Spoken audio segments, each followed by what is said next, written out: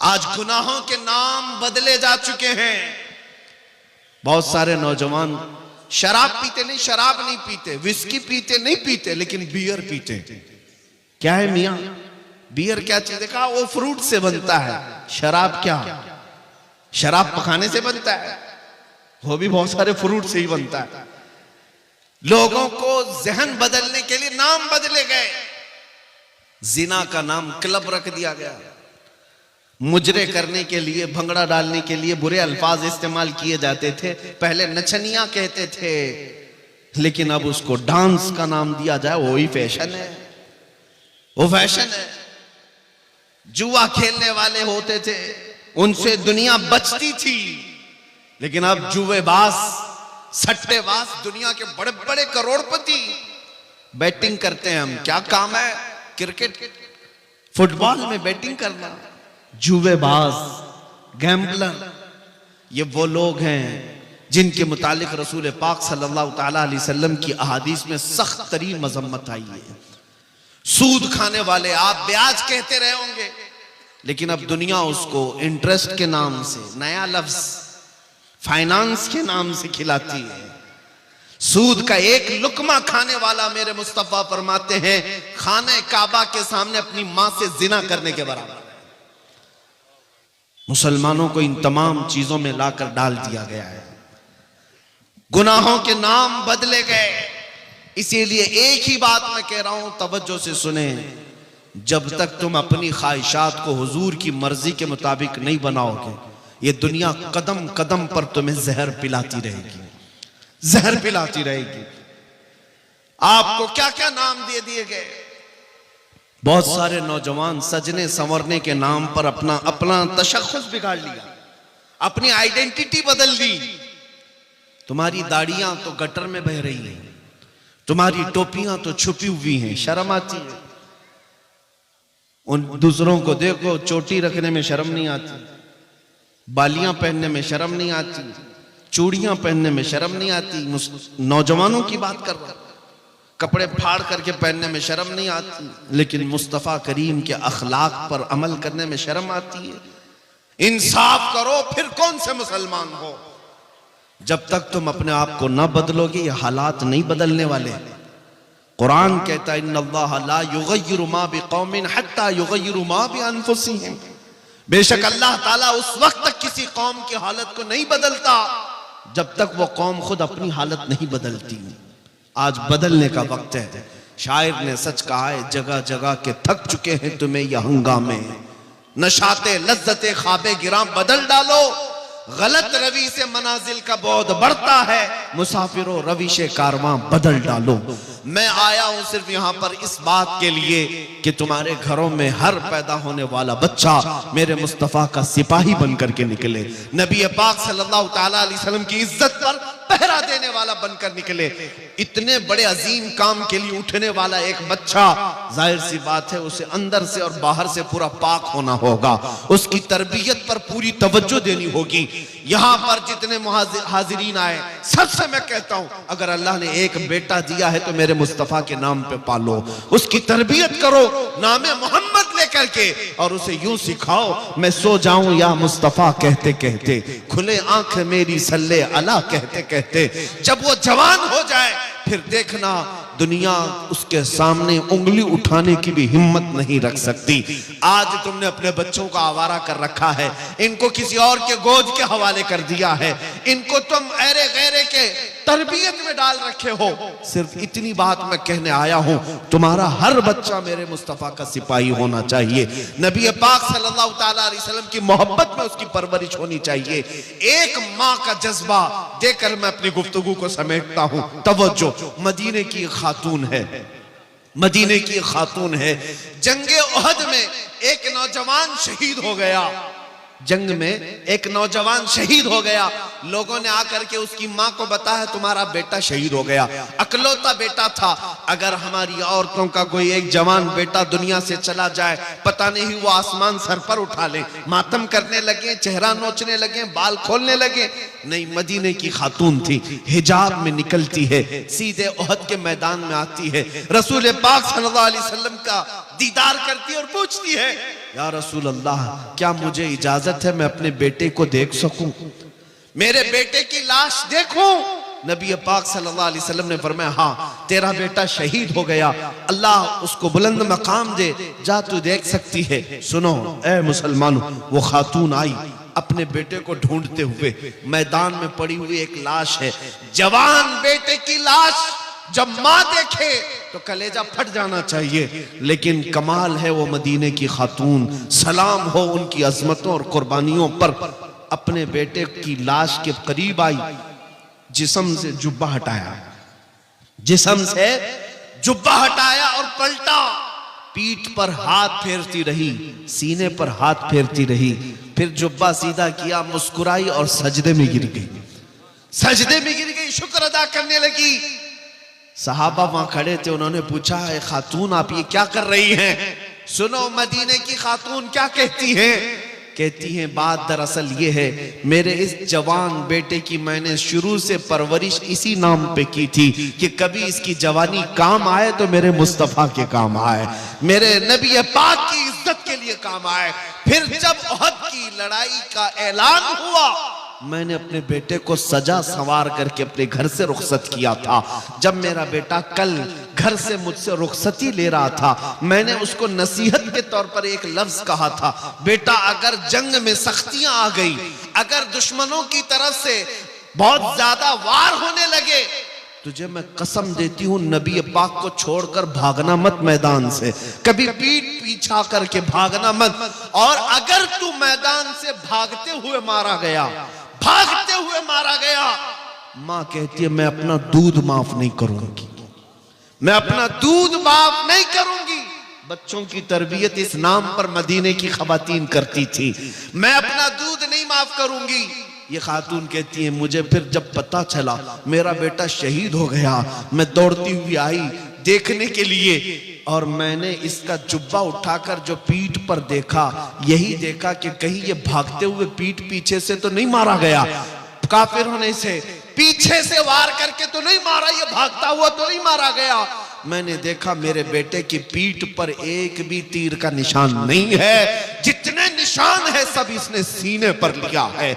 इसी बात पर मैं अल्लाह का शुक्र अदा करते हुए सजदा रेज हुई। वो कैसी खवातीन थी, अपना लाल और अपना जिगर दे भी दिया, लेकिन ये देखा कि मेरे मुस्तफा की खिदमत में पूरा उतरा भी है या नहीं उतरा। मेरे अजीजों, बच्चों की तरबियत मदीने वाले यूं किया करते थे, इसलिए मदीना छोटा जरूर था, लेकिन कैसर और किसरा की फौजें भी मदीने के नाम से थरथराती थी, खौफ से डरती थी। क्यों? मदीने तैयबा में पलने वाले छोटे बच्चे भी बड़े बड़े बादशाहों को आंख दिखाने के काबिल थे, उनकी परवरिशें थी इस तरह। ऐ अजीज कौम के गयूर नौजवानों, आज मैं इतना मैसेज देकर के जाता हूं, आज के जो हालात बिगड़ते जा रहे हैं उसकी वजह यही है। जाहिर सी बात है, जब तुम सोने लग जाओगे तो कुत्ते राज करना शुरू कर देंगे, तुम्हारा चलना फिरना जारी रहेगा तो कुत्ते अपनी अपनी जगहों पर जाएंगे। आज ये तमाम हालात के बदलने की वजह यही है, हमने अपने हाथों अपनी बहुत सारी खराबियां की हैं, अपने हाथों अपनी बर्बादियां शुरू की हैं। इन्हें कौन समझाया है नौजवानों को कि तुम्हारा दीन कितना पाकीज़ा है, कितना खूबसूरत है, इससे बेहतर इज्जत तुम्हें कहीं नहीं मिल सकती। मुस्तफा करीम के कदमों में जो इज्जत है वो फरिश्ते भी उसकी इज्जत करते हैं, लेकिन तुम कहां ढूंढने निकले? बॉलीवुड में, हॉलीवुड में, और तुम सीरियल्स में, टीवी चैनल्स में देखने पर चल पड़े। जब कौम अपना तशख्खुस और अपनी आइडेंटिटी छोड़ देती है तो वो लोगों की ठोकरों पर आ जाती है। हमारी अपनी रिवायात बरकरार रखना हमें जरूरी है। आ जाओ मेरे मुस्तफा के अखलाक पर। आज जो हालात बदले हैं, सिर्फ थोड़ी बेदारी की जरूरत है। मुझे पता है उन पाखंडियों की कोई हैसियत ही नहीं जो अपने गुफे में बैठकर भौंक तो सकते हैं, लेकिन कभी किसी मोहम्मद अरबी के शेर का मुकाबला कर ही नहीं सकते। इतनी बात तय है, ये आज से नहीं तारीख से साबित है। नबी पाक सल्लल्लाहु ताला अलैहि वसल्लम की निस्बत जिस गुलाम से है, कुत्ते उसका मुकाबला नहीं करते। और ये बात भी मैं बता दूं, हाहू बहुत हो रहा होगा, दुनिया वाले बहुत कुछ बड़े बड़े बुलंद बांग दावे कर रहे होंगे, लेकिन इतनी बात जरूर है, बहुत सारे कीड़ों की आवाज से और कुत्तों की आवाज से इनकलाब नहीं आता। एक शेर भी अगर दहाड़े तो पूरे मैदान में इनकलाब आता है। बड़ी बड़ी उन आवाजों की तरफ हमें तवज्जो करने की जरूरत नहीं। हमने देखा है आज एहसास सिर्फ इस बात का हो रहा है कि हमें छेड़ने वाले लोग खुले आम आजाद हो गए, वरना इतनी मजाल नहीं थी कि मेरे नबी तक उंगली पहुंच जाए, कुरान तक पहुंच जाए, इस्लाम तक पहुंच जाए। होना तो कुछ नहीं, ना हुजूर की शान में एक नुक्ता फर्क आ सकता है, ना कलामे खुदा कुरान मुकद्दस का एक नुक्ता बदला जा सकता है, कुछ नहीं होगा। लेकिन शर्म की बात यह है कि हमारी जिंदगी में उन तक हाथ कैसे गया, इस बात का अफसोस है। बाकी कुरान के मिटाए जाने का या रसूल पाक की इज्जत का सवाल ही नहीं बनता, क्योंकि आला हजरत ने फरमाया तू घटाए से किसी के न घटा है न घटेगा। या रसूल अल्लाह, जब बढ़ाए तुझे अल्लाह ताला तेरा, मिट गए मिटते हैं मिट जाएंगे, आधा तेरे न मिटा है न मिटेगा कभी, चर्चा तेरा रहेगा यूं ही उनका चर्चा रहेगा। पड़े खाक हो जाए जल जाने वाले, नबी पाक सल्लल्लाहु ताला अलैहि वसल्लम की इज्जत पर कोई आंच नहीं आ सकती, कुरान पाक का एक नुक्ता नहीं बदल सकता। हमने अपनी जिंदगी में भी नहीं देखा वो राफजी कुत्ता जो दीन बदलने निकला, इस्लाम बदलने निकला, कुरान को बदलने निकला, हालत ऐसी हो गई कि घर का वो क्या कहते धोबी का कुत्ता, ना घर का ना घाट का। आज यही हालत हो गई, ना इधर का रहा ना उधर का रहा, बीच सड़क में पड़ा रहा। अब तो ऐसे ऐसे स्टेटमेंट आते हैं उसके, जान का खतरा है, मैं जान का खतरा है। ये जिल्लत तो अभी दुनिया में देखनी है, आखिरत की बाकी है। सच फरमाया इमाम इश्क व मोहब्बत ने, या रसूल अल्लाह, जो तेरे दर से यार फिरते हैं दर बदर यूं ही खार फिरते हैं, दर बदर यूं ही खार फिरते हैं। जो हुजूर पाक को छोड़ता है वो जिल्लतों का शिकार होता ही है, होना कुछ नहीं है। जो जो हुजूर की तरफ उंगली उठाते रहे वो सब कीड़े फना हो जाएंगे, सब कीड़े फना हो जाएंगे, बरसाती मौसम के कीड़े।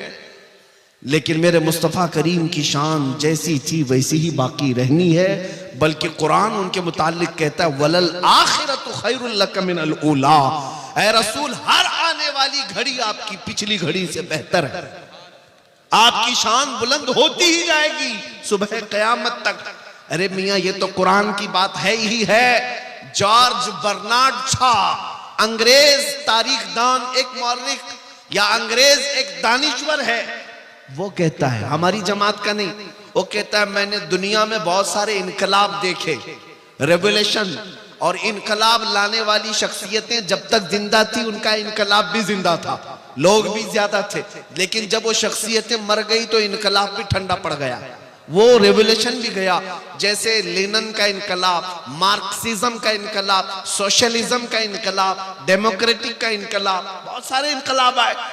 जॉर्ज बर्नार्ड शॉ कहता है लेकिन एक इनकलाब मदीने से आया था, मुहम्मदुर रसूलुल्लाह का, वो गए 14 सदियां हो गई, लेकिन उस इनकलाब में एक आंच बराबर, एक उंगली बराबर भी कमी नहीं आई, बल्कि हर जमाने में उनके इनकलाब का असर बढ़ता ही जाता, बढ़ता ही रहा। ये कौन कह रहा है? दूसरे खीमे के लोग भी इस बात को मानते हैं कि मेरे मुस्तफ़ा करीम के दीन पर आज भी कोई फर्क नहीं आया। इस्लाम की फितरत में कुदरत ने वो लचक दी है, जितना ही दबाओगे उतना ही वो उभरेगा। ऐ मुसलमानों, मेरा ये मैसेज सुन करके जाओ, हमारे तमाम मसाइल का हल यही है कि मोहम्मद से वफा तूने तो हम तेरे हैं, ये जहां चीज है क्या लौह कलम तेरे हैं। अब आओ हम ये अज़्म करके आज उठते हैं, जिंदगियां गुजारी अय्याशियों में, गुनाहों के अड्डों पर, बर्बादियां तो हमने अपने आंखों से देखी है। लोग आज हमें ठोकरों पर रख रहे हैं, कभी मस्जिदों की तरफ निशाने, कभी हमारे गुंबदों की तरफ, कभी खानकाहों की तरफ, कभी हमारी बच्चियों के हिजाब की तरफ, कभी कुरान, कभी रसूल, कभी खुदा की शान की तरफ। लेकिन आज हर मुसलमान नौजवान को बदलना होगा और ये अहद करना होगा, अब मैं जीऊंगा तो मेरे मुस्तफ़ा के अखलाक पर जीऊंगा, उनकी सुन्नतों पर जीऊंगा। आओ नबी पाक की तरफ मुखातब होकर के यूं अर्ज करो, या रसूल अल्लाह, दहन में जुबान तुम्हारे लिए, बदन में है जान तुम्हारे लिए, हम आए यहाँ तुम्हारे लिए, उठे भी वहां तुम्हारे लिए। वाखिरु दावाना अनिल हम्दुलिल्लाहि रब्बिल आलमीन।